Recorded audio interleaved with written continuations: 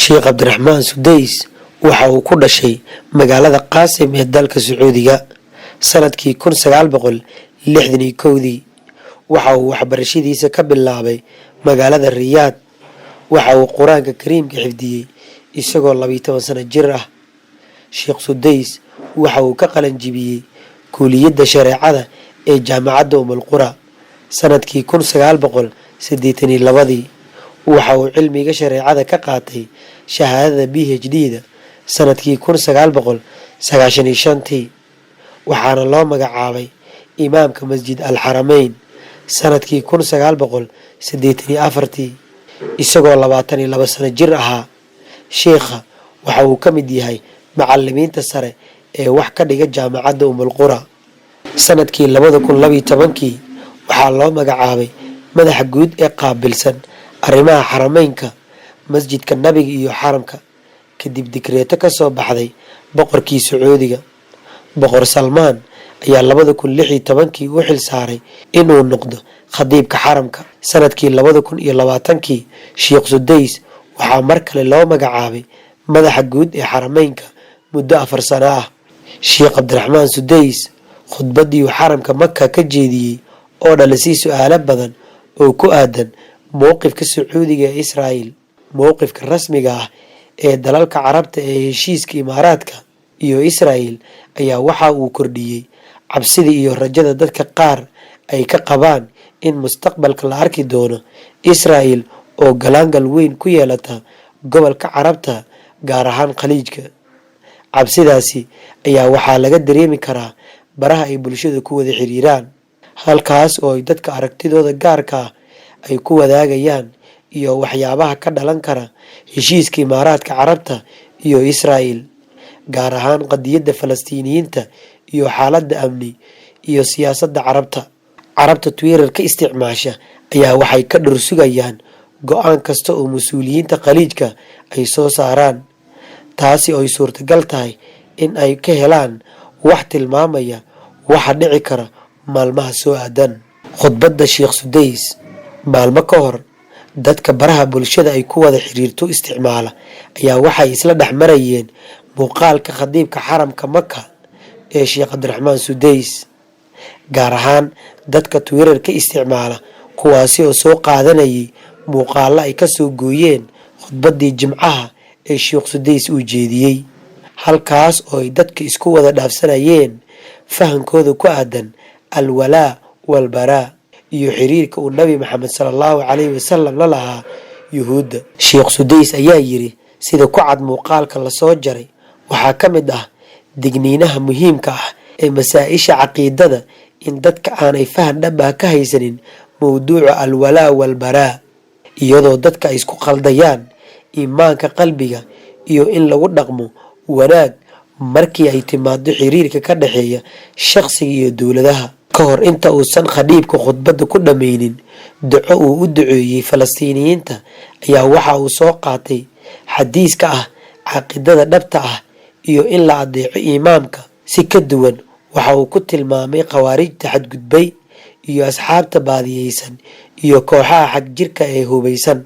khudbadda ayaa kicisay dood kulul oo qaar ka mid ah dadka Twitter ka isticmaala iyo siyaasiyiinta Carabta waxa ay hadalkii imaamka u fasireen oo Google xaar u yahay in dhowaan dib loo soo celin doono xiriirka Sacuudiga iyo Israa'iil.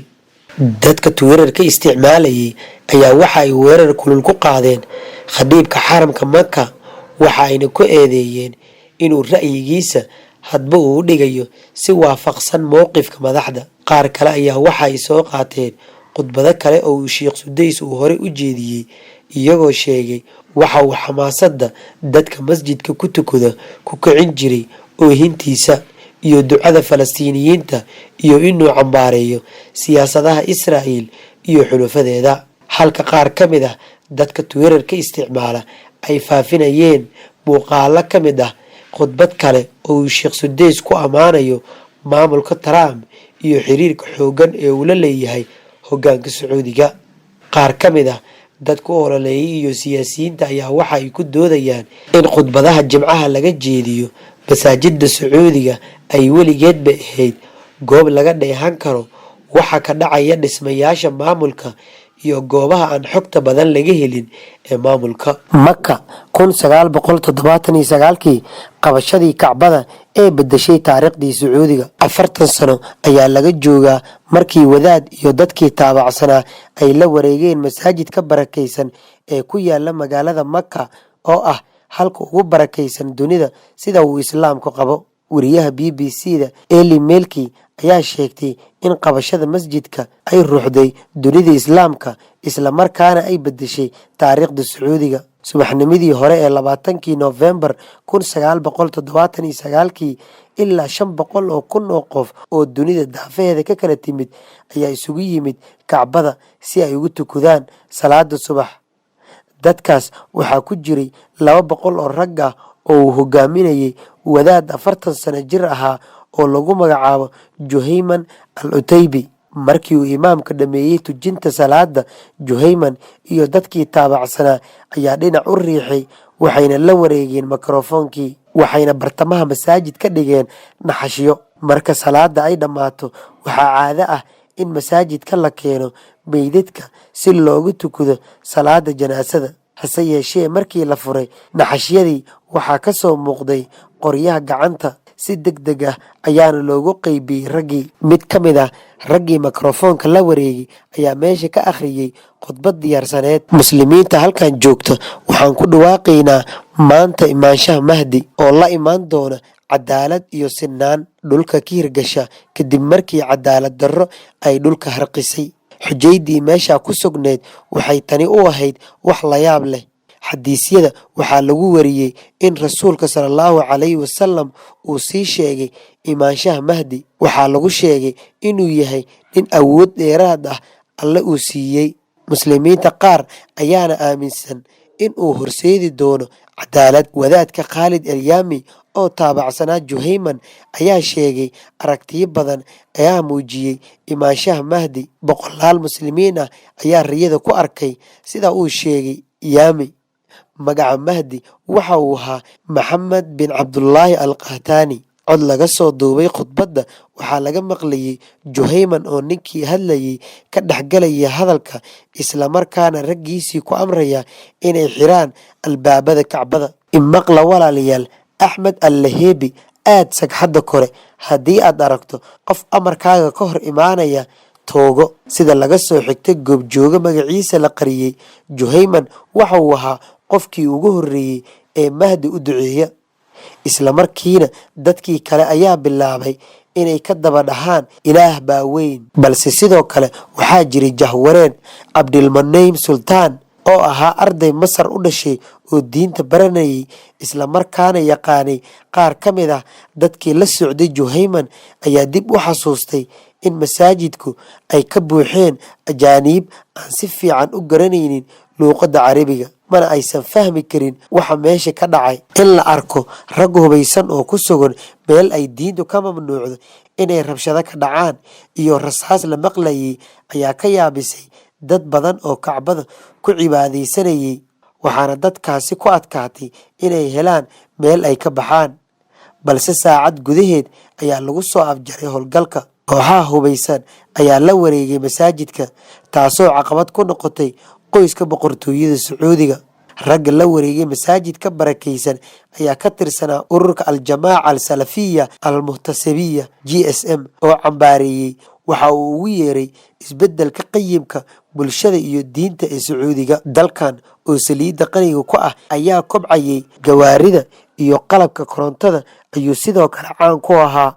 gobolada qaarna ragga iyo haweenka ayaa bilaabay inay isdhex galaan. Juhayman oo ka mid ah aas-aasiyaasha GSM oo ka soo jeeda Sajir oo ku taalla Baydiyoon bartamaha dalkaasi ayaa dadkiisa ka hor qirtay in noloshiisii hore aysan hagaagsanayn. waxay isugu yimaadeen guriga mid ka mid ah dadkii taabacsanaa isagoo ugu sheekeeyey taariikhdiisa. Usama al-Qusi oo ahaa arday diinta barta oo ka qayb galay kulamada kooxda ayaa maqlay Juhayman oo sheegaya inuu ku lug lahaa ganacsi sharci darro ah ayna ku jirto daroogada. si kastaba wuu ka toobad keenay, wuxuuna noqday hogaamiye dhanka diinta oo ay ku daydaan xubnaha JSM. gaar ahaanna da'yar. Inta badan dadka yaqaanay sida ardaygii diinta baranayay Mutwali Saalex way ka dambeeyeen. Ma jiro qof arkay ninkan oo aan jeclaysanin. Waxa uu ahaa qof la yaab leh, noloshiisa oo dhanna wuxuu siiyey Allah maalin iyo habeen. Si kastaba, hogaamiye dhanka diinta ah ayaa sheegay in ninkani uusan aqoon badan lahayn. Juhayman waxa uu jeclaa inuu aado meelaha miyiga ah ay ku nool yihiin dadka Badiyoom. Naasir al-Husaymi oo ay isku dhow yihiin ayaa sheegay sababo la xiriira luuqadiisa Carabiga oo daciif ahayd iyo isagoo lahaa lahjada Badiyoom. Waxa uu ka fogaan jiray inuu u khudbadeeyo dadka wax bartay isagoo ka baqayay in la ogaado. Dhanka kale, Juhayman waxa uu ka tirsanaan jiray ilaalada qaranka Sacuudiga. Tababarka militari ee uu haystay ayaana door weyn ka ciyaaray la wareegidda masaajidka. JSM ayaa waxay markii dambe isku dhaceen culimadii Sacuudiga waxaana ku bilowday ugaarsi. Juhayman ayaa duurka u qaxay halkaasoo uu ku cambaareyn jiray boqortooyada Sacuudiga, waxaanu isku qanciyey in Sacuudiga uu noqday dal musuqmaasuq la degay, isla markaana in samada looga yimaado mooyaane aysan waxba isbedelaynin. Hogaanka Sacuudiga ayaa ka falceliyey la wareegidda Kacbada. Dhaxal sugihii xilligaasi Fahad bin Abdulcasiis al Sacuud waxa uu ku sugnaa Tunisia oo uu ka socday shirkii Carab League, halka Amiir Cabdullaahi oo ahaa madaxii ilaalada qaranka oo uu ku sugnaa Morocco.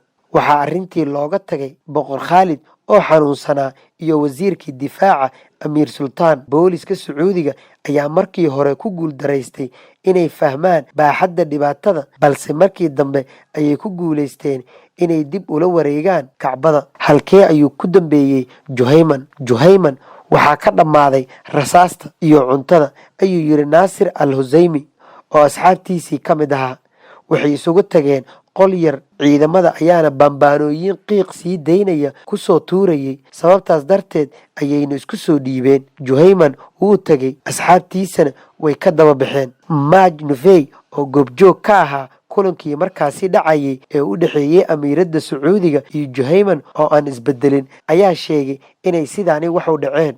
Amiir Sacuud al-Faysal ayaa weydiiyey sabab. Juhayman wuxuu ku jawaabay, waa qadar, waxaad u baahan tahay miyaa jira? Waxa uu yidhi, waxaan rabaa biyo. Juhayman ayaa warbaahinta loo soo bandhigay bil kadibna 63 mucaarad ah ayaa dadka hortooda lagu dilay, kuwaasi oo ku kala sugnaa 8 magaalo oo Sacuudiga ku kala yaala. Juhayman waxa uu ahaa qofkii ugu horreeyey ee dhinta. Sacuudiga ayaa intaa wixii ka dambeeyey sii ahaa dal asal raac ah, balse dhowaan ayaa waxaa soo muuqday isbedelo. Waraysi lala yeeshay bishii Maarso 2018, dhaxal suge Maxamed bin Salmaan ayaa sheegay in ka hor 1979 waxaan ku noolayn nolol caadi ah sida dalalka kale ee gacanka. Haweenka ayaa kaxin jiray gawaarida. Waxaa Sacuudiga ku yaalay tiyaataro aflaanta laga daawado.